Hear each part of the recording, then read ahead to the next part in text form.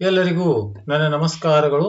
ಇದೀಗ ಬಿಟ್ಟಿರುವಂತಹ ಒಂದು ಕರ್ನಾಟಕ ಶಾಲಾ ಪರೀಕ್ಷೆ ಮತ್ತು ಮೌಲ್ಯ ನಿರ್ಣಯ ಮಂಡಳಿ ಮಲ್ಲೇಶ್ವರಂ ಬೆಂಗಳೂರು ಇವರು ಇದೀಗ ತಾನೇ ಅಂದ್ರೆ 2024-25 SSLC ಮಾದರಿ ಪ್ರಶ್ನೆ ಪತ್ರಿಕೆ 3 ಈಗಾಗಲೇ ಮಾದರಿ ಪ್ರಶ್ನೆ ಪತ್ರಿಕೆ 1 ಮತ್ತು 2 ಈಗಾಗಲೇ ಮೊದಲು ಈ ಒಂದು ವೆಬ್ಸೈಟ್ ನಲ್ಲಿ ಕೊಟ್ಟಿರ್ತಾರೆ. ಇವತ್ತು ಈ ಒಂದು ಮಾದರಿ ಪ್ರಶ್ನೆ ಪತ್ರಿಕೆ 3 ಮತ್ತು 4 ಕೊಟ್ಟಿರುತ್ತಾರೆ. ಒಟ್ಟು ಕರ್ನಾಟಕ ಶಾಲಾ ಪರೀಕ್ಷೆ ಮತ್ತು ಮೌಲ್ಯ ನಿರ್ಣಯ ಮಂಡಳಿಯವರು 4 ಮಾದರಿ ಪ್ರಶ್ನೆ ಪತ್ರಿಕೆಗಳು ಎಲ್ಲ ವಿಷಯಗಳಿಗೆ ಸಂಬಂಧಪಟ್ಟಿರುವಂತಹ 4 ಮಾದರಿ ಪ್ರಶ್ನೆ ಪತ್ರಿಕೆಗಳನ್ನ ನೀಡಿರುತ್ತಾರೆ. ಈಗಾಗಲೇ 1 ಮತ್ತು 2 ಪ್ರಶ್ನೆ ಪತ್ರಿಕೆಯ ವಿಡಿಯೋವನ್ನ ಕೂಡ ಮಾಡಿದ್ದೇನೆ. ಇವತ್ತು ಈ ಒಂದು 3ನೇ ಪ್ರಶ್ನೆ ಪತ್ರಿಕೆ SSLC ಮಾಡೆಲ್ ಕ್ವೆಶ್ಚನ್ ಪೇಪರ್ 3 2024-25 ಅಂದ್ರೆ 3ನೇ ಮಾದರಿ ಪ್ರಶ್ನೆ ಪತ್ರಿಕೆಯನ್ನ ಇಂದು ಈ ಒಂದು ವಿಡಿಯೋದಲ್ಲಿ ನೋಡೋಣ. ಅದರ ಜೊತೆಗೆ 16 ಪ್ರಶ್ನೆಗಳ ಪರಿಹಾರವನ್ನು ನೋಡೋಣ. ವಿಷಯ ಗಣಿತ ಮ್ಯಾಥಮೆಟಿಕ್ಸ್, 3 ಗಂಟೆ 15 ನಿಮಿಷ, ಗರಿಷ್ಠ ಅಂಕ 80 ಅಂತಕ್ಕಂಥದ್ದು ಸೂಚನೆಗಳನ್ನ ಕೊಟ್ಟಿದ್ದಾರೆ. ವಿದ್ಯಾರ್ಥಿಗಳು ಸೂಚನೆಗಳನ್ನ ಓದ್ಕೊಳ್ತಕ್ಕಂಥದ್ದು. ಈಗ ಪ್ರಶ್ನೆಗಳನ್ನ ನೋಡ್ತಾ ಹೋಗೋಣ. ಇದರ PDF ಲಿಂಕ್ ಅನ್ನು ಕೂಡ ನಾನು ವಿಡಿಯೋದ ಒಂದು ಡಿಸ್ಕ್ರಿಪ್ಷನ್ ಬಾಕ್ಸ್ ನಲ್ಲಿ ಕೊಟ್ಟಿರ್ತೇನೆ. ಇದಾದ ನಂತರ ಮತ್ತೆ 4ನೇ ಒಂದು ಪ್ರಶ್ನೆ ಪತ್ರಿಕೆ ವಿಡಿಯೋ ಕೂಡ ಮಾಡುತ್ತೇನೆ. ಕೆಳಗಿನ ಪ್ರಶ್ನೆಗಳಿಗೆ ಅಥವಾ ಅಪೂರ್ಣ ಹೇಳಿಕೆಗಳಿಗೆ 4 ಪರ್ಯಾಯ ಉತ್ತರಗಳನ್ನು ನೀಡಲಾಗಿದೆ. ಅವುಗಳಲ್ಲಿ ಸೂಕ್ತವಾದ ಉತ್ತರವನ್ನು ಆರಿಸಿ ಅದರ ಕ್ರಮಾಕ್ಷರದೊಡನೆ ಪೂರ್ಣ ಉತ್ತರವನ್ನು ಬರೆಯಿರಿ. 8 ಪ್ರಶ್ನೆಗಳು, ಪ್ರತಿಯೊಂದಕ್ಕೂ 1 ಅಂಕ, ಅಂದ್ರೆ ಒಟ್ಟು 8 ಅಂಕಗಳು. 90ರ ಅವಿಭಾಜ್ಯ ಅಪವರ್ತನಗಳ ಗುಣಲಬ್ಧ. 90ರ ಅವಿಭಾಜ್ಯ ಅಪವರ್ತನಗಳ ಗುಣಲಬ್ಧ ಅಂತ ಕೇಳಿದ್ದಾರೆ. ಇದನ್ನ ಅವಿಭಾಜ್ಯ ಅಪವರ್ತನಗಳ ಗುಣಲಬ್ಧವನ್ನ ಕಂಡುಹಿಡಬೇಕು. 2 4 8, 2 5 10. ನೆಕ್ಸ್ಟ್ 2ರಿಂದ ಭಾಗ ಹೋಗೋದಿಲ್ಲ. 3 1 3, 3 5 15. ನೆಕ್ಸ್ಟ್ 3ರಿಂದ ಭಾಗ ಹೋಗುತ್ತೆ. 3 1 3, 3 5 15 ಅಂದ್ರೆ ನೆಕ್ಸ್ಟ್ 5 1 5 ಅಂದ್ರೆ ಏನೇನು ಬಂತು ಅವಿಭಾಜ್ಯ ಅಪವರ್ತನಗಳು 2 3 3 5. 2 3 3 5 ಇರ್ತಕ್ಕಂಥ ಉತ್ತರ ಸರಿಯಾದ ಉತ್ತರ ಸಿ ಆಪ್ಷನ್ ಅನ್ನುವಂಥದ್ದು. ಇನ್ನು ಇಲ್ಲಿ ಕೊಟ್ಟಿರುವಂತ ರೇಖಾತ್ಮಕ ಸಮೀಕರಣ ಜೋಡಿಗಳನ್ನ ಸಮಾಂತರ ರೇಖೆಗಳು ಆಗಿವೆ ಅಂದ್ರೆ ಸಮಾಂತರ ಆಗಿರ್ಬೇಕಾದ್ರೆ A1/A2 ಸಮನಾಗಿದೆ, B1/A2 is not equals to C1/C2 ಆಗಿರ್ಬೇಕು. ಬಿ ಆಪ್ಷನ್ ಸರಿಯಾದಂತ ಉತ್ತರ. ಇನ್ನು 3ನೇ ಪ್ರಶ್ನೆ, ಪಿ ಆಫ್ ಎಕ್ಸ್ ಎಂಬ ವರ್ಗ ಬಹುಪದೋಕ್ತಿ ನಕ್ಷೆಯು ಇದು ಎಕ್ಸ್, ಇದು ವೈ, ಇದು ಎಕ್ಸ್, ಇದು ವೈ, ಇದು ಎಕ್ಸ್, ಇದು ವೈ, ಇದು ಎಕ್ಸ್, ಇದು ವೈ. ಈಗ ನೋಡಿ, ಪಿ ಆಫ್ ಎಕ್ಸ್ ಎಂಬ ವರ್ಗ ಬಹುಪದೋಕ್ತಿ ನಕ್ಷೆಯು ಇಷ್ಟು ಆದ್ರೆ ನಿರ್ದೇಶಾಂಕ ಬಿಂದುಗಳ ಮೂಲಕ ಹಾದುವರಿ ಈ ವರ್ಗ ಬಹುಪದೋಕ್ತಿಯ ಶೂನ್ಯತೆಗಳು. ಈಗ ಈ ರೀತಿ ಒಂದು ವರ್ಗ ಬಹುಪದೋಕ್ತಿ ಅದ ಅನ್ಕೊಂಡ್ರ ಇಲ್ಲಿ ಎಕ್ಸ್ ಬೆಲೆ ಏನಾಗಿರುತ್ತೆ ಇರುತ್ತೆ, ವೈ ಬೆಲೆ ಏನಾಗಿರುತ್ತೆ 0. ಅಥವಾ ಇಲ್ಲಿ ಈ ಬಿಂದಿನಲ್ಲಿ ಇದ್ದಾಗ ಎಕ್ಸ್ ಬೆಲೆ ಇರುತ್ತೆ, ವೈ ಬೆಲೆ 0. ಅಂದ್ರೆ ಎಕ್ಸ್ ಬೆಲೆ ಇರಬೇಕು, ವೈ ಬೆಲೆ 0 ಇರತಕ್ಕಂಥದ್ದು ಇದು ಒಂದಿದೆ, ಇದು ಒಂದಿದೆ. ಅಂದ್ರೆ ಎಕ್ಸ್ ನ ಶೂನ್ಯತೆಗಳು ಅಂದ್ರೆ -3 ಮತ್ತು 2 ಅನ್ನುವಂತ ಉತ್ತರ ಡಿ ಆಪ್ಷನ್ ಸರಿಯಾದಂತ ಉತ್ತರ. 4ನೇ ಪ್ರಶ್ನೆ, ಒಂದು ಸಮಾಂತರ ಶ್ರೇಣಿಯಲ್ಲಿ AN ಅನ್ನು ಕೊಟ್ಟರೆ ಸಾಮಾನ್ಯ ವ್ಯತ್ಯಾಸ ಅಂದ್ರೆ 1ನೇ ಪದ ಮತ್ತು 2ನೇ ಪದಗಳನ್ನು ಕಂಡುಹಿಡಿದು ಸಾಮಾನ್ಯ ವ್ಯತ್ಯಾಸ D = A2 - A1 ಮಾಡಿದಾಗ ಬಂದಿರತಕ್ಕಂಥ ಉತ್ತರ ಎ ಆಪ್ಷನ್ ಸರಿಯಾದ ಉತ್ತರ. 5ನೇದು, ಇವೆರಡು ಬಿಂದುಗಳನ್ನು ಸೇರಿಸುವ ರೇಖಾಖಂಡದ ಮಧ್ಯ ಬಿಂದುವಿನ ನಿರ್ದೇಶಾಂಕ ಅಂದ್ರೆ -4 -2 -6 -6/2 ಅಂದ್ರೆ -3. 2 + 6 ಅಂದ್ರೆ 8, 8/2 ಅಂದ್ರೆ ಎಷ್ಟು 4. ಇಲ್ಲಿ ಸೂತ್ರವನ್ನ ಬರೆಯಲಾಗಿದೆ. ಹೀಗಾಗಿ ಸರಿಯಾದ ಉತ್ತರ ಯಾವುದು ಅಂತಂದ್ರೆ -3 ಮತ್ತು 4 ಅಂತಕ್ಕಂಥ ಬಿ ಆಪ್ಷನ್ ಸರಿ ಉತ್ತರ. ಇನ್ನ 6ನೇದು, tan A tan θ ಏನ್ ಕೊಟ್ಟಿದ್ದಾರೆ. tan θ ಅಂದ್ರೆ ಅಭಿಮುಖ ಬಾಹು ಭಾಗಿಲೆ ಪಾರ್ಶ್ವ ಬಾಹು. ವಿಕರ್ಣ ಎಷ್ಟಿರುತ್ತೆ ಪೈಥಾಗೋರಸ್ ಪ್ರಮೇಯದ ಪ್ರಕಾರ ಕಂಡುಹಿಡಿದಾಗ √2 ಇರುತ್ತೆ. secant θ ಅಂದ್ರೆ ಇದು cos θದ ವಿಲೋಮ ಇದೆ. cos θ ಅಂದ್ರೆ ಇದು ಏನು ಪಾರ್ಶ್ವ ಬಾಹು ಭಾಗಿಲೆ ವಿಕರ್ಣ ಇದೆ. secant θ ಅಂದ್ರೆ ಏನಿರ್ತದ ವಿಕರ್ಣ ಭಾಗಿಲೆ ಪಾರ್ಶ್ವ ಬಾಹು. ವಿಕರ್ಣ ಎಷ್ಟಿದೆ √2 ಇದೆ, ಪಾರ್ಶ್ವ ಬಾಹು ಎಷ್ಟಿದೆ 1 ಅಂದ್ರೆ √2/1 ಅಂದ್ರೆ √2 ಅನ್ನುವಂತ ಉತ್ತರ 6ನೇ ಪ್ರಶ್ನೆಗೆ ಸಿ ಆಪ್ಷನ್ ಸರಿಯಾದ ಉತ್ತರ. 7ನೇ ಪ್ರಶ್ನೆ, ಇಲ್ಲಿ ಕೊಟ್ಟಿರುವಂತಹ ಶಂಕುವಿನ ಕೂರಿಸಿ ಚಿತ್ರದಲ್ಲಿ ತೋರಿಸಿದಂತೆ ತಯಾರಿಸಲು ಆಟಿಕೆ ಘನಫಲ ಅಂದ್ರೆ ಇಲ್ಲಿ ಶಂಕುವಿನ ಘನಫಲ ಅರ್ಧಗೋಳದ ಘನಫಲ ಸೂತ್ರವನ್ನು ಎರಡು ಕೂಡಿಸಿದಾಗ ಒಟ್ಟು ಘನಫಲ ಬರುತ್ತೆ. ಹಾಗಾಗಿ 1/3πr²h ಇದು ಆಮೇಲೆ 2/3πr³ ಇದು 1/3πr²h ಅನ್ನುವಂಥದ್ದು ಶಂಕುವಿನದಿದೆ, ಇದು ಅರ್ಧಗೋಳದಿದೆ. ಹಾಗಾಗಿ ಸಿ ಆಪ್ಷನ್ ಸರಿ ಉತ್ತರ. 8ನೇದು, ಒಂದು ಕಬಡ್ಡಿ ತಂಡವು ಒಂದು ಆಟದಲ್ಲಿ ಸೋಲುವ ಸಂಭವನೀಯತೆ 0.25 ಆದ್ರೆ ಗೆಲ್ಲುವ ಸಂಭವನೀಯತೆ ಅಂದ್ರೆ 2 ಕೂಡಿಸಿ 1 ಆಗ್ಬೇಕಂದ್ರೆ 0.75. ಬಿ ಸರಿಯಾದ ಉತ್ತರ. ಇನ್ನು 2ನೇ ಪ್ರಶ್ನೆ, 8 ಪ್ರಶ್ನೆಗಳು, ಪ್ರತಿಯೊಂದಕ್ಕೂ 1 ಅಂಕ ಅಂದ್ರೆ ಒಟ್ಟು 8 ಅಂಕಗಳು.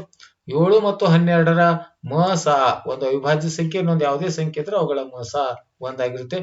10ನೇದು ಎಬಿಸಿಗಳು ವಾಸ್ತವ ಸಂಖ್ಯೆಗಳು ಎಕ್ಸ್ ಅಕ್ಷರ ಇರತಕ್ಕಂಥ ವರ್ಗ ಬಹುಪದೋಕ್ತಿಯ ಸಾಮಾನ್ಯ ರೂಪ ಇಲ್ಲಿ ಬರೆಯಲಾಗಿದೆ. 11ನೇದು ವೃತ್ತ ಚತುರ್ಥಕದ ವಿಸ್ತೀರ್ಣ ಕಂಡುಹಿಡಿಯುವ ಸೂತ್ರ ಅಂದ್ರೆ ಇದು 1/4 ಪೈ ಆರ್ ಸ್ಕ್ವೇರ್. ಅಂದ್ರೆ ಒಂದು ವೃತ್ತದಲ್ಲಿ 4 ಭಾಗವನ್ನು ಮಾಡಿ ಒಂದು ಭಾಗದ ವಿಸ್ತೀರ್ಣ ಅಂದ್ರೆ 1/4 ಪೈ ಆರ್ ಸ್ಕ್ವೇರ್ ಅನ್ನುವಂಥದ್ದು. ಇನ್ನು 12ನೇದು ತ್ರಿಜ್ಯ ಆರ್ ಮತ್ತು ಎತ್ತರ ಎಚ್ ಆಗಿರೋ ಸಿಲಿಂಡರಿನ ಘನಫಲ ಪೈ ಆರ್ ಸ್ಕ್ವೇರ್ ಎಚ್.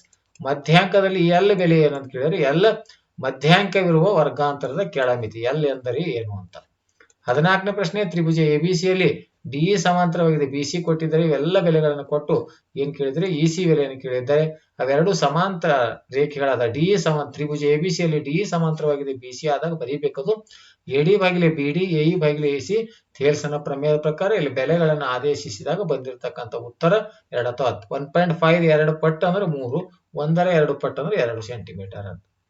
ಇನ್ನು 15ನೇ ಪ್ರಶ್ನೆ ಇಲ್ಲಿ ಬಿಪಿಕ್ಯೂ ಅಂದ್ರೆ ಒಂದು ತ್ರಿಜ್ಯ ಮತ್ತು ಸ್ಪರ್ಶಕ ಲಂಬವಾಗಿರುತ್ತೆ. ತ್ರಿಜ್ಯ ಮತ್ತು ಸ್ಪರ್ಶಕ ಲಂಬವಾಗಿರುತ್ತೆ ಅಂದ್ರೆ ಟೋಟಲ್ ಇವು ಎರಡು ಕೋನ ಅಂದ್ರೆ ಇದು ಒಟ್ಟು ಕೂಡಿಸಿ ಎಷ್ಟಿರ್ಬೇಕು 90 ಅಂದ್ರೆ ಇದು 50 ಇದ್ದಾಗ ಇದು ಎಷ್ಟಿರುತ್ತೆ 40. ಇದು 40 ಇದ್ದಾಗ ಇವೆರಡು ತ್ರಿಜ್ಯಗಳಿವೆ. ಸಮನಾದ ಬಾಹುಗಳ ಅಭಿಮುಖ ಕೋನ ಅಂದ್ರೆ ಇದು 40. ತ್ರಿಭುಜದ ಮೂರು ಕೋನಗಳ ಮೊತ್ತ 180 ಆಗಬೇಕು. 40 + 40 ಅಂದ್ರೆ ಇದು ಎಷ್ಟಿರ್ಬೇಕು 100. ಹಾಗಾಗಿ ಪಿಒಕ್ಯೂ ನ ಅಳತೆ ಎಷ್ಟಾಗಿರುತ್ತೆ? ಪಿಒಕ್ಯೂ ನ ಅಳತೆ 100 ಡಿಗ್ರಿ ಅನ್ನುವಂತ ಉತ್ತರ. ಇನ್ನು 14ನೇ ಪ್ರಶ್ನೆ ವರ್ಗಾಂತರ 10 ಮತ್ತು 25ರ ಮಧ್ಯ ಬಿಂದು ಅಂದ್ರೆ ಅವೆರಡೂ ಕೂಡಿಸಿ 2ರಿಂದ ಭಾಗಿಸಬೇಕು. ಬಂದಿರತಕ್ಕಂಥ ಉತ್ತರ 18.5. ಇನ್ನು 3ನೇ ಪ್ರಶ್ನೆ 8 ಪ್ರಶ್ನೆಗಳು, ಪ್ರತಿಯೊಂದಕ್ಕೂ 2 ಅಂಕ ಅಂದ್ರೆ ಒಟ್ಟು 16 ಅಂಕಗಳು. 17ನೇ ಪ್ರಶ್ನೆ ಕೆಳಗಿನ ಚಿತ್ರದಲ್ಲಿ ಕಾಸೆ ಮತ್ತು ಕೋಸೆಕ್ ಸಿ ನ ಬೆಲೆಯನ್ನು ಕಂಡುಹಿಡಿಯಿರಿ. ಎಲ್ಲ ಬೆಲೆಗಳನ್ನು ಕೊಟ್ಟಿದ್ದಾರೆ. 18ನೇದು ಬಿಡಿಸಿ ಅಂತ ಕೊಟ್ಟಿದ್ದಾರೆ.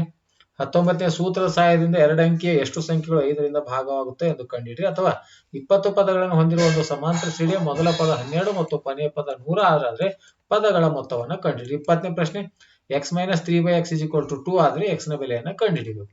21ನೇದು ಈ ಬಿಂದುಗಳನ್ನ ಕೊಟ್ಟಿದ್ದಾರೆ. ರೇಖಾಖಂಡವನ್ನ 1:2 ವಿಭಾಗಿಸುವ ಬಿಂದುವಿನ ನಿರ್ದೇಶಾಂಕವನ್ನು ಕಂಡುಹಿಡಿಯಿರಿ. 22ನೇದು 1ರಿಂದ ಪ್ರಾರಂಭವಾಗುವ ಕ್ರಮಾನುಗತ ಸ್ವಾಭಾವಿಕ ಸಂಖ್ಯೆಗಳನ್ನು ಬರೆದಿರುವ ಕೆಲವು ಕಾರ್ಡುಗಳು ಒಂದು ಬುಟ್ಟಿಯಲ್ಲಿವೆ. ಯಾದೃಚ್ಛಿಕವಾಗಿ ಸಮಸಂಖ್ಯೆಯನ್ನು ಆಯ್ಕೆ ಮಾಡುವ ಸಂಭವನೀಯತೆ 4/9 ಆಗಿದೆ. ಹಾಗಾದ್ರೆ ಆಯ್ಕೆ ಮಾಡುವ ಒಂದು ಕಾರ್ಡು ಅವಿಭಾಜ್ಯ ಸಂಖ್ಯೆಯಾಗಿರುವ ಸಂಭವನೀಯತೆ ಅಂತ ಕೇಳಿದ್ದಾರೆ. ಇದು ಪ್ರಶ್ನೆಗೆ ಬಿಡಿಸ್ತಕ್ಕಂಥದ್ದು. 23ನೇದು ಎಬಿಸಿಡಿ ಒಂದು ತ್ರಾಪಿಜ್ಯಾದ ಎಬಿ ಸಮಾಂತರವಾಗಿದೆ ಡಿಸಿ. ಕರ್ಣಗಳು ಪರಸ್ಪರ ಓ ಬಿಂದುವಿನಲ್ಲಿ ಛೇದಿಸುತ್ತವೆ. ಎಒ ಭಾಗಿಲೆ ಬಿಒ ಸಿಒ ಭಾಗಿಲೆ ಡಿಒ ಅನ್ನುವಂಥದನ್ನ ಸಾಧನೆಯನ್ನು ಮಾಡಿ ತೋರಿಸ್ತಕ್ಕಂಥ. ಅಥವಾ ಪ್ರಶ್ನೆ ಇದೆ ಈ ಚಿತ್ರದಲ್ಲಿ ಎರಡು ಸಮಾಂತರ ರೇಖೆಗಳಾದ ಎಎಂ ಭಾಗಿಲೆ ಎಬಿ ಎಎನ್ ಭಾಗಿಲೆ ಡಿ. ಪುಸ್ತಕದಲ್ಲಿರುವಂತಹ ಪ್ರಶ್ನೆನೇ ಇದೆ. 24ನೇ ಸಮೀಕರಣದ ಶೋಧಕದ ಬೆಲೆಯನ್ನು ಕಂಡುಹಿಡಿದು ಮೂಲಗಳ ಸ್ವಭಾವವನ್ನು ವಿವೇಚಿಸಿ. 4ನೇ ಪ್ರಶ್ನೆ 9 ಪ್ರಶ್ನೆ, ಪ್ರತಿಯೊಂದಕ್ಕೂ 3 ಅಂಕ ಅಂದ್ರೆ ಒಟ್ಟು 27 ಅಂಕ. 25ನೇ ಪ್ರಶ್ನೆ √5 ಒಂದು ಅಭಾಗಲಬ್ಧ ಸಂಖ್ಯೆ ಎಂದು ಸಾಧಿಸಿ. ಒಂದು ವರ್ಗ ಬಹುಪದೋಕ್ತಿಯ ಶೂನ್ಯತೆಗಳು -3 ಮತ್ತು 4 ಆದರೆ ವರ್ಗ ಬಹುಪದೋಕ್ತಿಯನ್ನು ಕಂಡುಹಿಡಿಯಿರಿ. ಶೂನ್ಯತೆಗಳು ಮತ್ತು ಸಹಗುಣಕಗಳ ನಡುವಿನ ಸಂಬಂಧವನ್ನು ತಾಳೆ ನೋಡಿ. ಅಥವಾ ಪ್ರಶ್ನೆ ಇದೆ ಆಲ್ಫಾ ಮತ್ತು ಬೀಟಾಗಳನ್ನು ಶೂನ್ಯತೆಗಳಾಗಿ ಹೊಂದಿರುವ ಒಂದು ವರ್ಗ ಬಹುಪದೋಕ್ತಿಯಲ್ಲಿ ಆಲ್ಫಾ ಪ್ಲಸ್ ಬೀಟಾ ಕೊಟ್ಟಿದ್ದಾರೆ.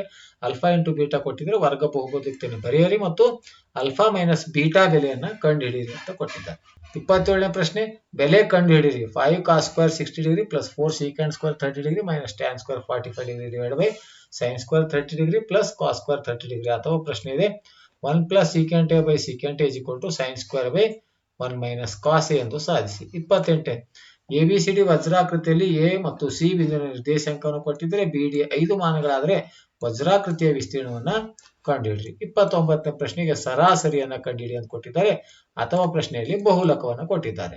ಇನ್ನು 30ನೇ ಪ್ರಶ್ನೆಯಲ್ಲಿ ಇದು ಸಾಧಿಸಿ ಅಂತ ತ್ರಿಭುಜ ಎಬಿಸಿಯಲ್ಲಿ ಎಡಿಸಿ ಮತ್ತು ಬಿಎಸಿ ಆಗುವಂತೆ ಡಿಯು ಬಿಸಿ ಬಾಹುವಿನ ಮೇಲಿನ ಒಂದು ಬಿಂದುವಾಗಿದೆ. ಹಾಗಾದ್ರೆ CA² = CB × CD ಅಂತ ಸಾಧಿಸಿ. 31ನೇದು ಬಾಹ್ಯ ಬಿಂದುವಿನಿಂದ ವೃತ್ತಕ್ಕೆ ಸ್ಪರ್ಶಗಳ ಉದ್ದ ಸಮನಾಗಿರುತ್ತದೆ ಎಂದು ಸಾಧಿಸಿ. 32ನೇದು ತಂದೆಯ ವಯಸ್ಸು ಅವನ ಮಗನ ವಯಸ್ಸಿಗಿಂತ 30 ವರ್ಷ ಹೆಚ್ಚಾಗಿದೆ. 5 ವರ್ಷಗಳ ನಂತರ ತಂದೆಯ ಮತ್ತು ಮಗನ ವಯಸ್ಸುಗಳ ಗುಣಲಬ್ಧ 400 ಆದರೆ ಅವರೊಬ್ಬರ ಈಗಿನ ವಯಸ್ಸನ್ನು ಕಂಡುಹಿಡಿಯಿರಿ. ಅಥವಾ ಪ್ರಶ್ನೆ ಇದೆ ಮೊದಲನೇ ಸಂಖ್ಯೆಯು ಎರಡನೇ ಸಂಖ್ಯೆಗಿಂತ 3 ಹೆಚ್ಚಾಗಿದೆ. ಆ ಎರಡು ಸಂಖ್ಯೆಗಳ ವರ್ಗಗಳ ಮೊತ್ತ 29 ಆದರೆ ಆ ಎರಡು ಸಂಖ್ಯೆಗಳನ್ನ ಕಂಡುಹಿಡಿಯಿರಿ. 33ನೇದು ಚಿತ್ರದಲ್ಲಿ ಓ ವೃತ್ತ ಕೇಂದ್ರ ತ್ರಿಜ್ಯಾಂತರ ಖಂಡ ಎಒಬಿ ವಿಸ್ತೀರ್ಣ ಅನುಪಾತ ವೃತ್ತದ ವಿಸ್ತೀರ್ಣ. ಎಒಬಿ ವಿಸ್ತೀರ್ಣ ಮತ್ತು ವೃತ್ತದ ವಿಸ್ತೀರ್ಣ 1:5 ಆಗಿದೆ. ವೃತ್ತದ ತ್ರಿಜ್ಯ 7 ಸೆಂಟಿಮೀಟರ್ ಆದರೆ ಎಬಿ ಕಂಸದ ಉದ್ದವನ್ನ ಕಂಡುಹಿಡಿಯಿರಿ ಅಂತ ಪ್ರಶ್ನೆ. ಇನ್ನು 5ನೇ ಪ್ರಶ್ನೆ 4 ಅಂಕದ 4 ಪ್ರಶ್ನೆಗಳು, ಒಟ್ಟು 16 ಅಂಕ. ಕೊಟ್ಟಿರುವ ರೇಖಾತ್ಮಕ ಸಮೀಕರಣಗಳಿಗೆ ನಕ್ಷೆಯ ಸಹಾಯದಿಂದ ಬಿಡಿಸ್ತಕ್ಕಂಥದ್ದು. 34ನೇ ಪ್ರಶ್ನೆ. 35ನೇ ಪ್ರಶ್ನೆ ಚಿತ್ರದಲ್ಲಿ ತೋರಿಸುವಂತೆ ಒಂದು ಸಮತಟ್ಟಾದ ನೆಲದ ಮೇಲೆ ಎರಡು ಸಮ ಎತ್ತರವುಳ್ಳ ಕಂಬಗಳು ನೇರವಾಗಿ ನಿಂತಿವೆ. ಕಂಬಗಳ ಮೇಲ್ತುದಿಗಳನ್ನು ತಂತಿಯಿಂದ ನೆಲದ ಮೇಲಿರುವ ಒಂದು ಗೂಟಕ್ಕೆ ಬಿಗಿದು ಕಟ್ಟಲಾಗಿದೆ. ಕಂಬಗಳ ಮೇಲ್ತುದಿಗಳಿರುವ ಉನ್ನತ ಕೋನಗಳು 30 ಡಿಗ್ರಿ ಹಾಗೂ 60 ಡಿಗ್ರಿಗಳಾಗಿದ್ದು ಕಂಬಗಳ ನಡುವಿನ ಅಂತರ 100 ಮೀಟರ್ ಆದರೆ ಕಂಬಗಳ ಎತ್ತರ ಮತ್ತು ತಂತಿಗಳ ಉದ್ದ ಅಂದ್ರೆ ಇದು ತಂತಿಯ ಉದ್ದವನ್ನ ಕಂಡುಹಿಡಿಯಬೇಕು. 36ನೇದು ಇದು ಪ್ರಮೇಯ ಇದೆ. ಎರಡು ತ್ರಿಭುಜಗಳಲ್ಲಿ ಒಂದು ತ್ರಿಭುಜದ 3 ಬಾಹುಗಳು ಮತ್ತೊಂದು ತ್ರಿಭುಜದ 3 ಬಾಹುಗಳ ಸಮಾನುಪಾತ ಹೊಂದಿರೋ ಅವುಗಳ ರೂಪ ಕೋನಗಳು ಸಮನಾಗಿರುತ್ತೆ. ಆ ಎರಡು ತ್ರಿಭುಜಗಳು ಸಮರೂಪವಾಗಿರುತ್ತೆ. 37ನೇದು 38,808 ಸೆಂಟಿಮೀಟರ್ ಘನಫಲವನ್ನು ಹೊಂದಿರುವ ಒಂದು ಗೋಳವನ್ನು 2 ಅರ್ಧ ಗೋಳಗಳನ್ನಾಗಿ ಕತ್ತರಿಸಿ ಪ್ರತಿ ಅರ್ಧ ಗೋಳದ ಪೂರ್ಣ ಮೇಲ್ಮೈ ವಿಸ್ತೀರ್ಣವನ್ನು ಕಂಡುಹಿಡಿಯಿರಿ. ಅಥವಾ ಪ್ರಶ್ನೆ ಇದೆ. 10 ಸೆಂಟಿಮೀಟರ್ ವ್ಯಾಸ 20 ಸೆಂಟಿಮೀಟರ್ ಎತ್ತರವನ್ನು ಹೊಂದಿರುವ ಸಿಲಿಂಡರ್ನ ಒಂದು ಬದಿಗೆ ಅಷ್ಟೇ ವ್ಯಾಸದ ಅರ್ಧ ಗೋಳವನ್ನು ಮತ್ತು ಇನ್ನೊಂದು ಬದಿಗೆ ಅಷ್ಟೇ ವ್ಯಾಸದ ಹಾಗೂ ಓರೆ ಎತ್ತರದ 13 ಸೆಂಟಿಮೀಟರ್ ಶಂಕುವನ್ನು ಜೋಡಿಸಿ ಒಂದು ಆಟಿಕೆಯನ್ನು ತಯಾರಿಸಲಿದೆ. ಈ ಆಟಿಕೆಯ ವಿಸ್ತೀರ್ಣವನ್ನು ಕಂಡುಹಿಡಿಯಿರಿ. ಇನ್ನು 38ನೇ ಪ್ರಶ್ನೆ ನೋಡಿ, ಇಲ್ಲಿ 5 ಅಂಕದಲ್ಲಿ ಸಮಾಂತರ ಶ್ರೇಣಿಯಲ್ಲಿ ಇರತಕ್ಕಂಥ ಪ್ರಶ್ನೆಯನ್ನು ಕೊಟ್ಟಿದ್ದಾರೆ.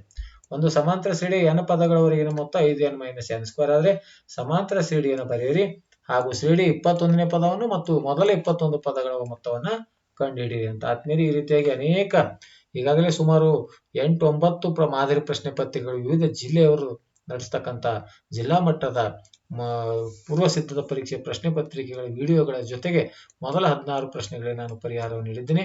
ಇದು ಬೋರ್ಡ್ನವರು ಬಿಟ್ಟಿರುವಂತಹ 3ನೇ ಪ್ರಶ್ನೆ ಪತ್ರಿಕೆಯಾಗಿದ್ದು ಈ ವಿಡಿಯೋ ಇಷ್ಟವಾದರೆ ದಯವಿಟ್ಟು ಲೈಕ್ ಮಾಡಿ, ಶೇರ್ ಮಾಡಿ ಅಂತ ಹೇಳುತ್ತಾ ಈ ವಿಡಿಯೋ ನೋಡಿರುವ ತಮ್ಮೆಲ್ಲರಿಗೂ ನನ್ನ ನಮಸ್ಕಾರಗಳು.